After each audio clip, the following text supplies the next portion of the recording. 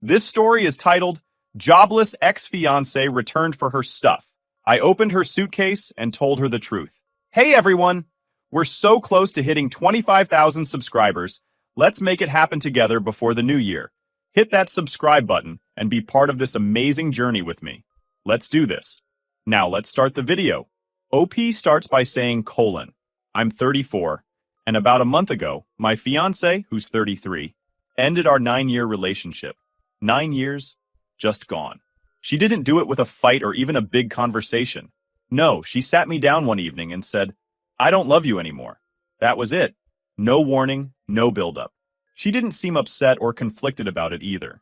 It was like she'd already moved on in her head, and I was just catching up.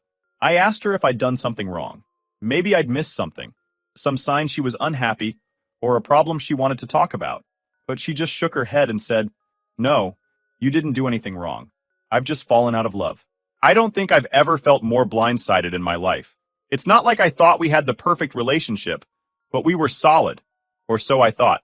I loved her, and I genuinely believed we were building a life together. I supported her in everything, even when she decided she didn't want to work anymore. For 7 years, I was happy to take care of her, because I loved her and thought we were a team. But apparently, she didn't see it that way. I sat there in shock, trying to process what she'd just said. She seemed so calm, like this was no big deal. Meanwhile, my head was spinning. I asked her if this was really what she wanted, if there was anything I could do to fix things. She just nodded and said, Yes, this is what I want. At that point, I realized there was nothing more to say. I wasn't going to beg her to stay if she didn't want to be with me. So, I told her to pack some clothes and stay at her sister's for a while. I needed time to think, and I couldn't do that with her in the house. She wasn't happy about that. She asked why she had to leave, saying it was her home too. I reminded her that she was the one breaking things off, not me. I also asked for her house key, which really seemed to annoy her, but she handed it over after a bit of back and forth. Watching her pack her things and leave was surreal. 9 years together, and she was gone in less than an hour. That night, I just sat in the living room, staring at the walls. The house felt so empty, but at the same time, it was full of reminders of her. Her clothes were still in the closet, her makeup was still in the bathroom, and the little decorations she insisted on buying were everywhere. It felt like she'd left a piece of herself behind in every room. I didn't sleep much that night. I kept replaying the conversation in my head, trying to figure out what went wrong. I'd given her everything, love, support, stability, and it still wasn't enough. The next morning, I woke up to a house that felt way too big for one person. I knew I had to start figuring out what to do next, but I couldn't bring myself to do anything just yet. I wasn't ready. The day after the breakup, I woke up to a quiet, empty house. It was suffocating. Everywhere I looked, there were reminders of her. The closet full of her clothes, the random knickknacks she loved decorating with, even the mug she always used for her morning coffee. It was like she was still there, even though she wasn't. That same afternoon, she called. I almost didn't answer, but curiosity got the better of me. Maybe she'd had second thoughts? Maybe she wanted to talk things out? Hey, she said, as casual as if nothing had happened. I kept my tone neutral. What's up? Iti. I just wanted to check in, she said, like this was any ordinary day. I was stunned. Check in? We'd been together for 9 years and she ended it just yesterday. What was there to check in on? So, I asked, trying to keep my voice steady. You're really sure about this? Yeah, she said, without hesitation. This is what I want. I felt a lump in my throat but forced it down. Okay, I said. If that's the case, I need to start making some changes. What kind of changes? She asked, her tone still infuriatingly casual. I explained that I'd be removing her from the car insurance, canceling her phone plan, and cutting off her access to the joint bank account. It wasn't out of spite, it was just practical. What? Why would you do that? She asked, suddenly defensive. Because we're not together anymore, I replied. Why would I keep paying for those things when you've decided to end the relationship? She accused me of being petty, of trying to punish her for breaking up with me. Her words stung, but I stood my ground. It's not petty, I said. It's reality. You can't expect me to keep taking care of you like I did when we were together. That's not how this works. She didn't take it well. She kept saying I was being unfair, that I was leaving her with nothing. I reminded her that this was her decision, not mine. She chose to leave, and these were the consequences. Over the next few days, I started putting things into motion. First, I called the insurance company and removed her from the policy for the car I owned. Then, I canceled her phone plan. She hadn't been paying for it anyway. It was under my account. Finally, I went to the bank and closed the joint account she had access to. Each step felt like I was taking back a piece of myself. It wasn't about punishing her. It was about reclaiming my life. Of course, she didn't see it that way. She sent me a flurry of texts accusing me of being vindictive and heartless. She said I was making her life harder than it needed to be. "You're making me start from scratch," one message read. "I don't have anything now. How is that fair?"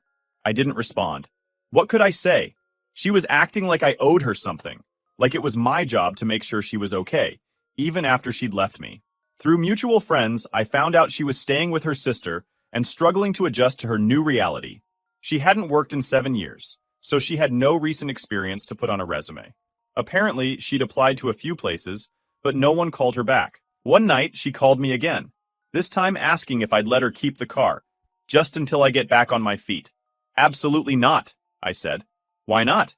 "You have another car," she snapped. "Because it's mine," I replied. "I paid for it, and I need it." "You're being so cruel," she said, her voice trembling. "You're leaving me with nothing. I thought you cared about me." "I did care," I said, trying to stay calm. "I cared for 9 years. I took care of you, supported you, and gave you everything you needed. But you made the decision to end that. You can't expect me to keep taking care of you when we're not together anymore." She hung up on me. By the end of the week, I'd cut all the strings. The car was mine again, the phone plan was canceled, and the joint account was closed. For the first time in years, I felt like I was in control of my life. It wasn't easy. Part of me still cared about her and wanted to make sure she was okay. But every time I started to feel guilty, I reminded myself of the truth. She chose this. She ended things, not me. That realization helped me stay strong. I wasn't being petty or vindictive. I was just moving on. About a week after the breakup, she texted me again, saying she needed to come by and pick up the rest of her things. I figured it was best to just let her get it over with, so I agreed. Honestly, I didn't want her stuff sitting around the house any longer than it had to. She showed up the next evening carrying a suitcase.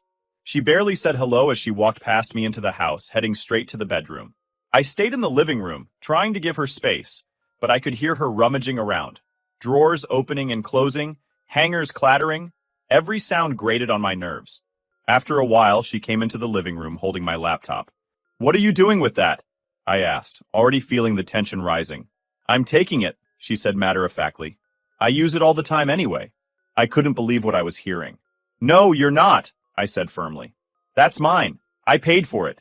Just because you used it sometimes doesn't make it yours." She gave me this exasperated look, like I was being unreasonable. "Are you serious right now? After everything, you're going to argue over a laptop?" "Yeah, I am," I replied. "Because it's mine." Her expression shifted from annoyed to angry. "Wow, petty much?" she snapped, clutching the laptop tighter. That's when I decided to check her suitcase. Something about the way she was acting made me suspicious. "What are you doing?" she asked, stepping in front of me as I reached for the suitcase. "I'm looking," I said, brushing past her and unzipping it. Sure enough, it was full of things that didn't belong to her. My headphones, a set of kitchen knives I'd bought last year, even a hoodie she always borrowed but never asked to take. I started pulling the items out one by one. "Care to explain this?" I asked, holding up the headphones. She crossed her arms and glared at me. "I use those all the time. You never even noticed." "That doesn't make them yours," I shot back. "Just because you use something doesn't mean you get to take it when you leave." She started yelling, accusing me of being cruel and petty, of trying to make her life harder. "It's just a few things. You don't even need them." "That's not the point," I said, trying to stay calm. "The point is, they're not yours to take." At that point, I'd had enough. "You can take your clothes, your makeup, and your personal stuff, but everything else in this house? It's mine. You didn't work for it, and you don't get to just walk away with whatever you want." Her face crumpled and she started crying. "I can't believe how heartless you're being," she sobbed. I stood firm. "I'm not being heartless. I'm just not letting you take things that don't belong to you." She kept crying, saying I was punishing her, that I was trying to make her miserable. But I didn't back down. Finally, I told her, "You've got everything you came for. It's time for you to leave." That night, she sent me a long, rambling text. It was full of the same accusations. I was being unfair. I was making her life impossible. I was punishing her for breaking up with me. I didn't bother responding. At this point, it felt like no matter what I said, she would twist it into something else to paint herself as the victim. Over the next few days, I started going through the house and packing up the rest of her stuff. There wasn't much left. Just a few odds and ends she hadn't bothered to take. I put everything into a box and left it in the corner of the garage. I considered texting her to come pick it up, but honestly, I didn't want to deal with her anymore. If she wanted it, she could ask for it. I wasn't going to chase her down to return her things. Mutual friends started reaching out, saying she'd been complaining about me to anyone who would listen. According to her, I was this bitter, vindictive ex who was doing everything in my power to make her life miserable. It was frustrating, but I didn't let it bother me too much. People could believe whatever they wanted. I knew the truth, and that was enough for me. By the end of the week, I felt like I'd finally taken back control of my space. The house was mine again, free of her stuff and her presence. It still felt a little empty, but for the first time, I felt like I could start moving on. A few days after the fight over her suitcase, I thought things might finally quiet down. I had packed the rest of her stuff into a box and was ready to move forward. But of course, she wasn't done. She called me late one evening, and against my better judgment, I picked up. I figured maybe she wanted to arrange to pick up the box or apologize for the argument. Instead, she sounded desperate, almost panicked. "I need help," she said, her voice shaky. I stayed silent for a moment, unsure of what to say. "What kind of help?" I asked cautiously. "I can't find a job," she said, her voice breaking. "It's been so long, and no one's calling me back. I've tried, but it's like, I don't even know where to start." I sighed, leaning back in my chair. "I'm sorry to hear that, but I don't know what you want me to do about it." Her tone shifted, becoming sharper. "You could help me, for starters. I gave up my career for you. The least you could do is help me get back on my feet." That line hit a nerve. "You didn't give up your career for me," I said, keeping my voice steady. "You chose to stop working because you didn't want to anymore. I supported you because I loved you, but don't act like I forced you to quit." She started crying then, telling me how hard everything was, and how much she was struggling. She said her sister was getting tired of her being there, and was pressuring her to find a job. "I have nothing right now," she said through sobs. "I'm sleeping on a couch, I have no money, and I don't even know how to pay for groceries. How is that fair?" I paused, choosing my words carefully. "I'm sorry you're in this situation, but this isn't on me. You ended the relationship, and with that, you ended the financial support that came with it. I can't keep taking care of you when we're not together." Her tone turned angry. "Wow, so that's it? 9 years together, and you're just going to leave me to suffer?" "You made this choice," I said firmly. "Not me." She hung up without another word. Over the next week, the texts started pouring in again. At first, they were emotional, filled with regret and apologies. She said she missed me, that she had made a mistake, that she was struggling to adjust to life without me. But when I didn't respond, her tone shifted. The messages became bitter, accusatory. She called me heartless, selfish, and even cruel. She said I was punishing her for the breakup and ruining her life. It was hard to read, but I forced myself to stay firm. I knew if I caved now, it would never stop. Through mutual friends, I started hearing more about how she was doing. Apparently, her sister had given her an ultimatum: find a job within a month or move out. She was applying everywhere she could think of, but no one was calling her back. After 7 years out of the workforce, she didn't have much to put on her resume. A friend told me she had broken down at a group hangout, crying about how she'd ruined her life and wished she could go back to how things were before. I didn't feel bad for her, though. She had everything: stability, love, and a comfortable life, and she threw it away. One evening, I was at home when the doorbell rang. I wasn't expecting anyone, so I hesitated before opening it. When I did, there she was, standing on my porch. She looked terrible. Her hair was a mess, her eyes were red and puffy, and she was wearing clothes that looked like they hadn't been washed in days. "What are you doing here?" I asked, my tone flat. "I need to talk to you," she said, her voice trembling. I stepped aside and let her in, more out of curiosity than anything else. She sat down on the couch, her hands shaking as she tried to compose herself. "I can't do this anymore," she said, her voice breaking. "I've tried, but I can't. I can't find a job. I can't afford to live like this. I don't know what to do." I waited, giving her a chance to continue. "I made a mistake," she said, tears streaming down her face. "I thought I could handle this on my own, but I can't. I miss you. I miss us. I still love you." Her words hung in the air, but instead of feeling sympathy or longing, I just felt numb. "You don't love me," I said finally. "You loved the life I gave you. That's not the same thing." She shook her head, insisting that she meant it, that she wanted to fix things and come back. I can't help you, I said, standing up. You made your choice, and now you have to live with it. She begged me to reconsider, saying she'd do whatever it took to make things right. But I wasn't interested. I had given her everything for 9 years, and it still wasn't enough. I wasn't going to give her a second chance to take advantage of me. It's time for you to leave, I said, opening the door. She hesitated for a moment, her eyes pleading, but when she saw I wasn't changing my mind, she got up and walked out. As the door closed behind her, I felt a wave of relief. For the first time since the breakup, I felt like I had truly closed the door, both literally and figuratively, on that chapter of my life. After that final confrontation, I knew it was over for good. She had begged, cried, and made every excuse in the book, but none of it changed what I knew deep down. She didn't miss me. She missed the life I gave her. For the first time in a long time, I felt free. No more guilt. No more second-guessing myself. I wasn't responsible for her anymore, and it felt like a weight had been lifted off my shoulders. A few days later, I got a text from a mutual friend. Apparently, her sister had finally kicked her out. She'd missed her deadline to find a job and had been refusing to contribute financially, so her sister gave her no choice but to leave. I wasn't sure where she went after that, and honestly, I didn't want to know. I heard she had managed to find a part-time job at a local cafe.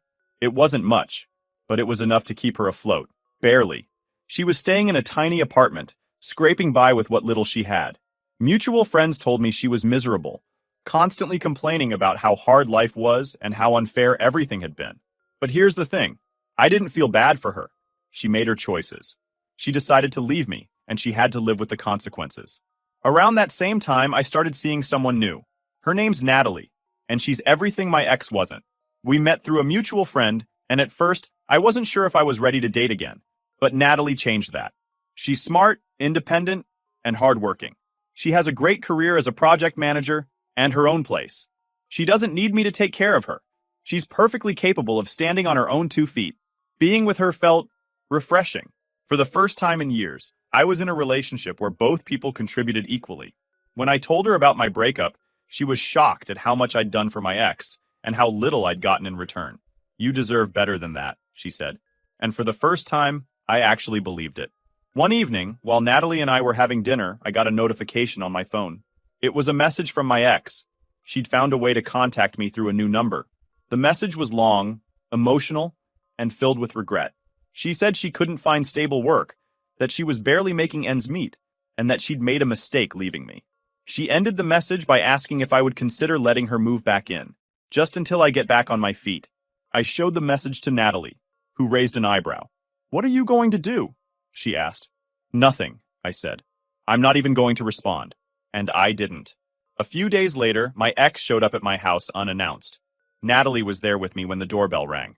I opened the door, and there she was, looking even more disheveled than the last time I'd seen her. "I need to talk to you," she said, glancing at Natalie with thinly veiled irritation. "There's nothing to talk about," I said, keeping my voice calm. She started crying, launching into the same story I'd already heard. She was struggling. She had nowhere to go. She'd made a mistake. She begged me to let her move back in, saying she'd do whatever it took to fix things. But I wasn't having it. "You don't love me," I told her. "You love the life I gave you. That's not the same thing."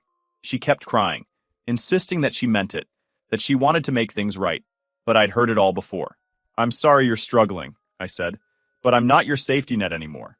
You made your choice, and you have to live with it. You don't get to come back just because things didn't work out the way you thought they would." She looked at me like she couldn't believe what I was saying, but I didn't care. I'd spent too long trying to take care of someone who never appreciated it.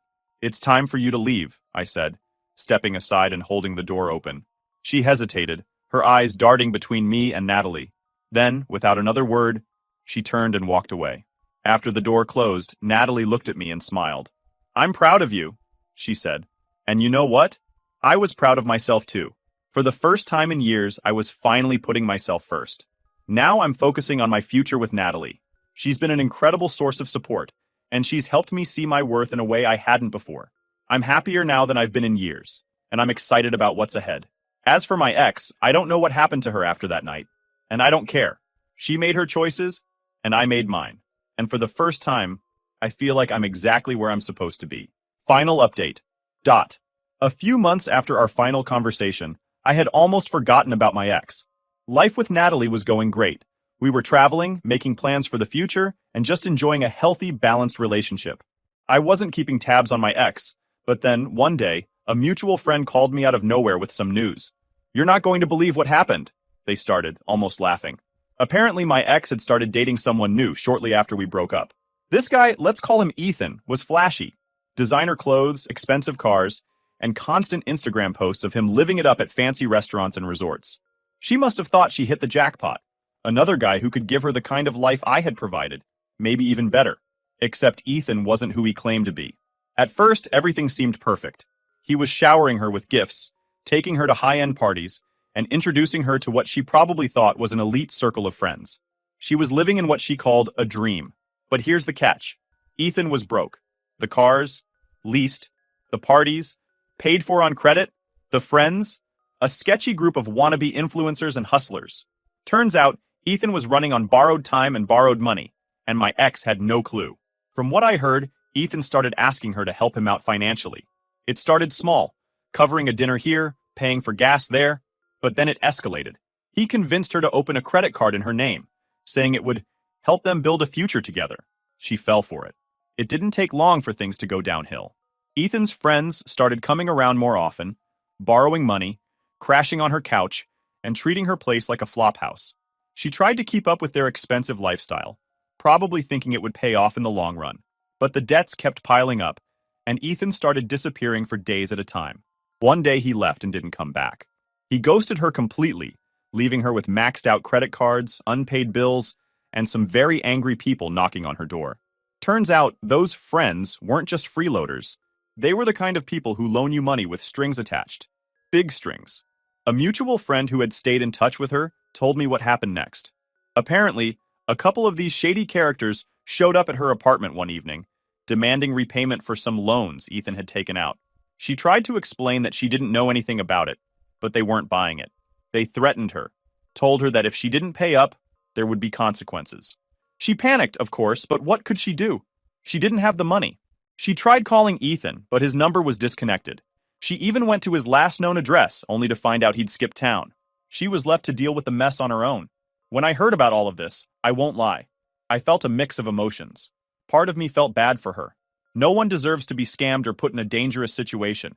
But another part of me couldn't help but think, this is what happens when you take people for granted. She wanted someone to give her an easy life, to take care of her so she wouldn't have to work or worry about anything. And instead, she ended up with someone who used her, just like she had used me. But the karma didn't stop there. With no way to pay off her debts, she was forced to sell most of her belongings. The designer bags and clothes she'd once flaunted were pawned off for pennies compared to what they were worth. She ended up moving into a tiny, run-down apartment in a bad part of town because it was all she could afford. She tried to pick up extra shifts at the cafe where she worked, but her boss wasn't willing to give her more hours. She started looking for a second job, but after so many years of not working, her resume was too weak. I even heard she tried reaching out to her family for help, but they weren't in a position to do much for her. Her sister, the one who had let her crash on the couch, had finally cut ties, saying she couldn't deal with the constant drama anymore. The final straw? She ended up getting sued by the credit card company for the debt Ethan left her with. She tried to argue that it wasn't her fault, but her name was on the account, so legally it all fell on her. From what I heard, she's now working with some debt relief program, scraping together what little she can to pay off what she owes. Meanwhile, I was thriving. Natalie and I were growing closer every day, and I was finally able to focus on my own goals without someone else's baggage holding me back. I didn't feel the need to keep tabs on my ex anymore, but the occasional updates from mutual friends reminded me of how far I'd come. She had made her choices, and now she was dealing with the fallout. Karma, as they say, doesn't miss.